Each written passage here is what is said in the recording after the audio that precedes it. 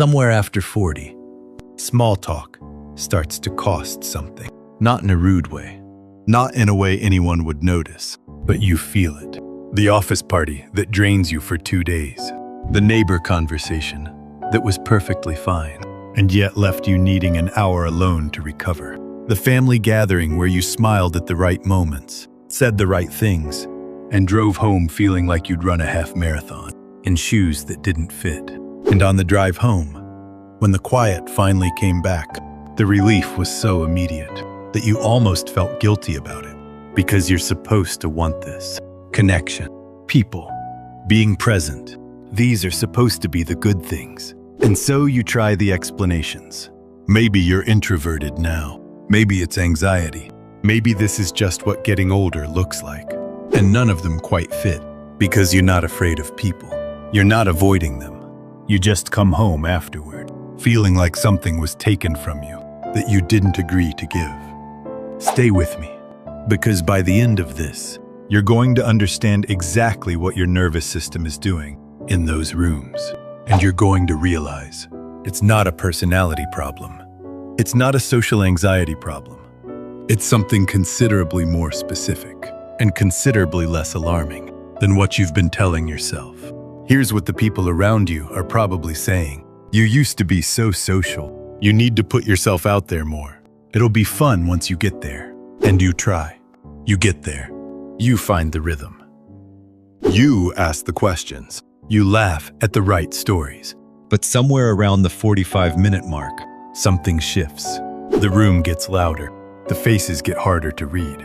The effort to track 5 conversations at once starts to feel like carrying something heavy that you didn't agree to carry. And you start looking for the exit. Not because you don't like these people, because something in you has hit a wall that wasn't there at 32.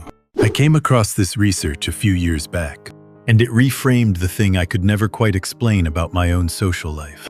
I wasn't becoming antisocial. I wasn't developing a problem. Something was changing in how my brain processed certain kinds of interaction. And once I understood what that was, the guilt about leaving parties early stopped feeling like a character flaw. Here's what I want you to hear, not as an excuse, not as permission to disappear from your life, as something measured, documented, and found consistently in people whose social experience looks exactly like yours. Researchers at the University of Michigan studied social energy expenditure across age groups. Same conversation, same social setting, measurably more cognitive effort for adults over 40. Not because something went wrong, because something changed. And the people who understood what changed stopped blaming themselves for needing more time alone. What you're experiencing has a name. It is not introversion, though it can look like it. It is not anxiety, though it can feel like it. It is what neuroscientists call social cognitive load accumulation, the cumulative cost of your brain processing multiple low-depth social signals simultaneously in a brain that has become significantly more efficient at filtering for depth over breadth. Your brain is not struggling with small talk because it got weaker. It is struggling with small talk because it got better. Read that again if you need to, because that line changes everything. Here's the science. Your brain processes every social interaction through a network that handles what researchers call mentalizing, reading intentions, tracking emotional states, predicting responses. At 25, this runs largely automatically. Effort is low. Recovery is fast. But by your 40s, 2 things have changed. First, the mentalizing network has become more thorough, more detail, more nuance, more layers per person per exchange. That's an upgrade, but upgrades cost more to run. Second, your brain has accumulated what researchers call a social relevance threshold. After decades of real human experience, your brain has developed a highly refined filter for interactions that are likely to be meaningful versus interactions that are likely to be effortful without payoff. Small talk fails that filter almost every time. Not because it's bad, because your brain now knows the difference between depth and performance. And performance has a cost that compounds across an evening. So the drain you feel after small talk is not depletion in the clinical sense. It is the accumulated cost of your brain running its most sophisticated social software on inputs that don't match what that software was built to process. It is like using a precision instrument to do rough work. It works, but it costs more than it used to. So no, you are not becoming antisocial. You are not developing a disorder.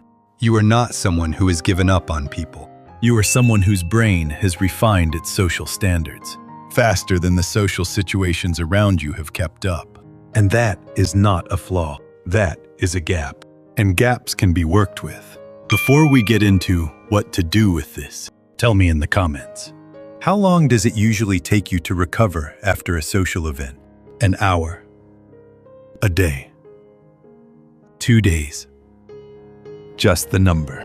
I read every one. Here is what to do with this. And I want to say something honest first. When I found this research, my first instinct was to use it as an excuse. My brain is just too sophisticated for small talk. That's not what this is. This is about learning to work with what your brain actually needs, instead of fighting it or apologizing for it. 3 adjustments, not rules, not fixes. Adjustments. The first one, the one that feels almost too simple.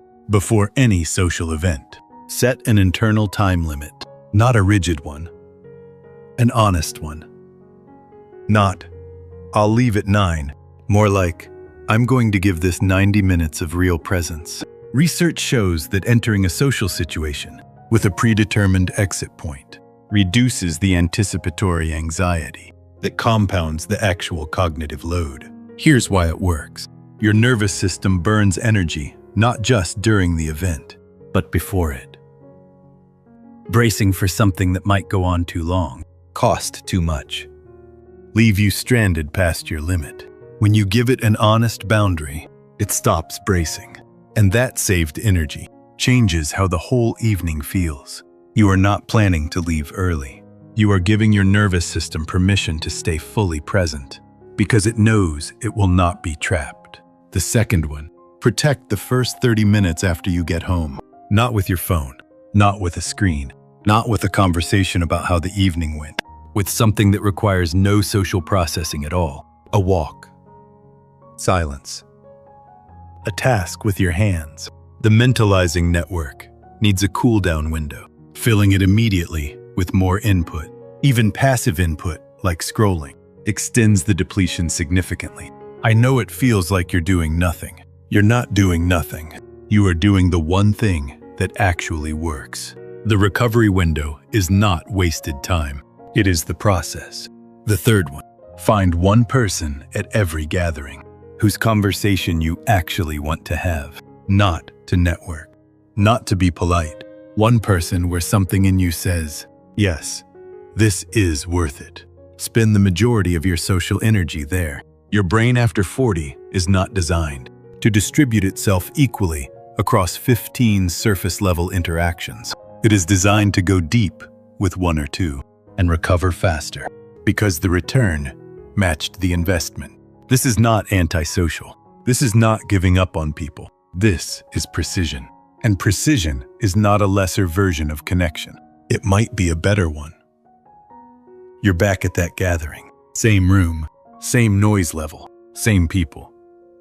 But this time, you gave yourself an honest exit time before you walked in. You found one person worth talking to. You spent most of the evening there. And when you get to your car afterward, you sit for a second and notice it cost less than usual. Not nothing, but less. The quiet still feels good, but it doesn't feel like survival. That's what precision feels like. If you are somewhere after 40, leaving parties early, canceling plans and feeling more relieved than guilty, needing more silence than you used to, you are not broken. You are not becoming someone who gave up on connection. You are someone whose brain has developed a more refined standard for it. The exhaustion is not a warning.